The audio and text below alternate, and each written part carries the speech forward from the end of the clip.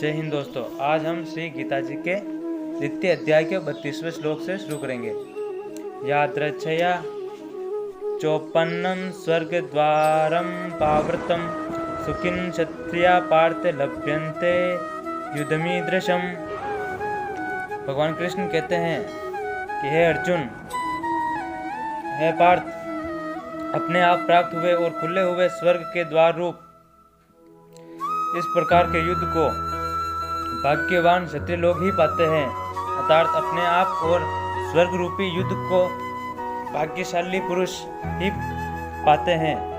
अथ चेत्त्वमिमं धर्मं संग्रामं न करिष्यसि तत्स्वधर्मं कीर्तिं च हित्वा पापं वापस्यसि। किंतु यदि तू इस धर्मयुक्त युद्ध को नहीं करेगा तो स्वधर्म और कीर्ति को खोकर पाप को प्राप्त होगा। अर्थात हे अर्जुन, यदि तुम इस धर्म युद्ध को नहीं करेगा तो अपने स्वयं के कर्तव्य और अपने यश को नष्ट होकर पाप का भागी होगा।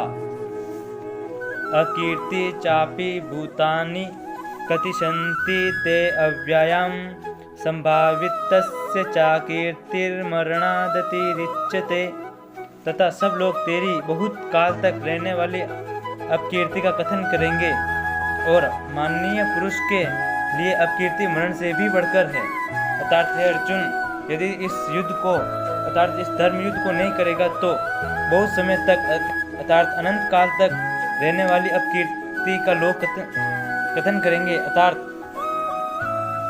तुम्हें जग में अपयश का भागी होना पड़ेगा और अनंत समय तक लोग इस प्रकार के अपयश का कथन करेंगे। और महान पुरुष के लिए अर्थात महान व्यक्ति के लिए अपकीर्ति मरण से भी बढ़कर है। अर्थात अपयश मृत्यु से भी भयानक है।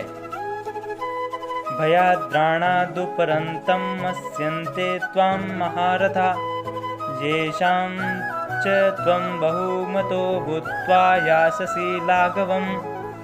और जिनकी दृष्टि में तू पहले बहुत सम्मानित होकर अब लघुता को प्राप्त होगा, वे महारथी लोग तुझे भय के कारण युद्ध से हटा हुआ मानेंगे।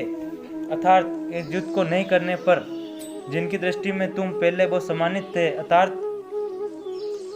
सम्मानित व्यक्ति के रूप में प्रतिष्ठित थे, उनकी दृष्टि में अब तुम लघुता को प्राप्त होगे, अर्थात हीनता को प्राप्त होगे। और वे महारथी लोग तुम्हें भय के कारण युद्ध से हटा हुआ मानेंगे। अर्थात अपने भय के कारण युद्ध न करने के कारण तुम्हें लघुता की दृष्टि से देखेंगे। अवाच्यवादमश्च बहुन विदिशन्ति तवाहिता निदन्तस्तव सामर्थ्यं तथो दुःखतरं नुकुम। तेरे वीर लोग तेरे सामर्थ्य की निंदा करते हुए तुझे बहुत से न कहने योग्य वचन भी कहेंगे। उससे अधिक दुख और क्या होगा। हे अर्जुन, इस युद्ध को न करने से तुम्हारे दुश्मन लोग या अर्थात तुम्हारे शत्रुजन तुम्हारे सामर्थ्य की निंदा करेंगे, अर्थात आलोचना करेंगे और तुझे बहुत से न कहने योग्य वचन भी कहेंगे। अर्थात तुझे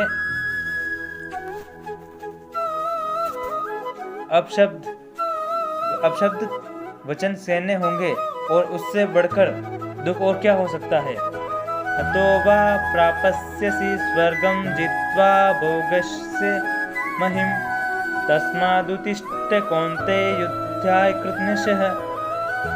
या तो तू युद्ध में मारा जाकर स्वर्ग को प्राप्त होगा अथवा संग्राम में जीतकर पृथ्वी का राज्य भोगेगा। अर्थात हे अर्जुन, यदि तू इस युद्ध को करता है तो या तो तुम इस युद्ध में वीर गति को प्राप्त होकर स्वर्ग के उत्तराधिकारी होगे, अथवा यदि तुम इस युद्ध को जीतते हो तो इस संपूर्ण धरा को अर्थात इस भूख के राज्य को भोगोगे।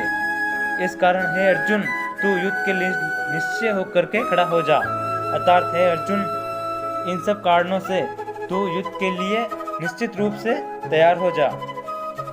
सुख दुखे समय कृत्वा लाभ अलाभो जय अजयो तत्तो युद्धायुजस्वनेयं पापं वापस्यसि जय पराजय, लाभ हानि और सुख दुख को समान समझकर उसके बाद युद्ध के लिए तैयार हो जा। इस प्रकार युद्ध करने से तू पाप को नहीं प्राप्त होगा। अर्थात हे अर्जुन, जय पराजय, लाभ हानि और सुख दुख को त्याग कर युद्ध के लिए तैयार हो जा। यदि इस प्रकार तुम युद्ध के लिए तैयार होते हो तो तुझे पाप का भागी नहीं होना पड़ेगा। एषा ते अभिहिता सांख्ये बुद्धिर्योगे त्विमां शृणु बुद्ध्यो युक्तो यया पार्थ कर्म बंधम प्रहायसि। हे पार्थ, यह बुद्धि तेरे लिए ज्ञान योग के विषय में कही गई है और अब तू इसके कर्म योग के विषय में सुन। जिस बुद्धि से युक्त हुआ तू कर्मों के बंधन को भली भांति त्याग देगा अर्थात सर्वथा नष्ट कर डालेगा। अर्थात हे अर्जुन, ये वचन तेरे बुद्धि के लिए अर्थात ज्ञान योग के विषय में कहे गए हैं। अब तू कर्म योग के विषय में सुन। अर्थात ये जो भी वचन मैंने तुझसे कहे हैं ये ज्ञान योग के विषय में है।